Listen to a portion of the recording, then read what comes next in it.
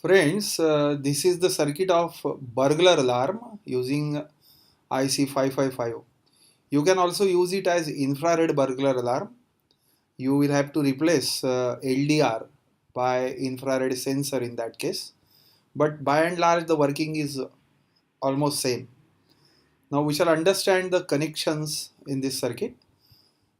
This is LDR and IC 555 is used here as a stable multivibrator. The frequency of IC 555 is adjusted by resistor R1, R2 and capacitor C1. Now here also you can see that pin number 4 is connected to positive supply via resistor R3. It is a 100 kilo ohm resistor, and pin number 4 is connected to one terminal of the LDR and the other terminal is grounded. Right now there is supposed to be full light propagated on the LDR so that its resistance is minimum and pin number 4 is grounded through this LDR. So the IC is in disabled condition, and so the output at pin number 3 of the IC is 0, so the buzzer BZ1 is not sounding. Now I start the simulation of this circuit so that you will understand it much better.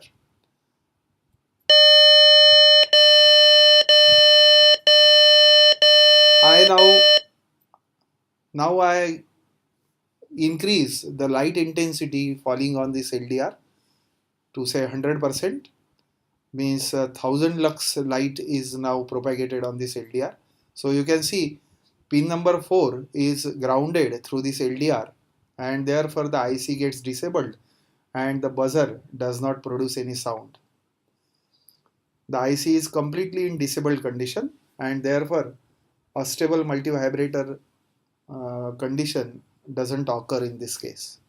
Now I reduce the light falling on this LDR to say 0. At the same instant, the buzzer start producing sound. I increase the light intensity. Now the IC is disabled and the buzzer stops.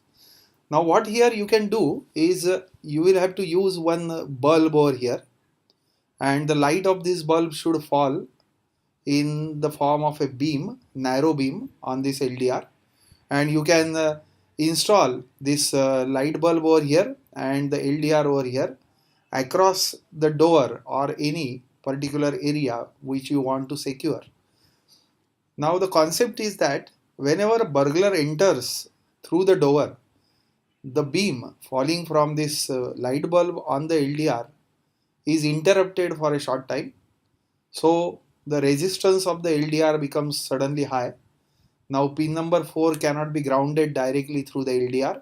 So pin number 4 is connected to positive supply of 9 volt battery, and so the IC is enabled and it produces this kind of beeping sound.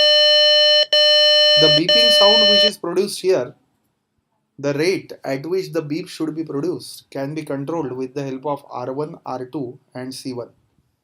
You can use the formula for calculating the frequency at the output of IC 555.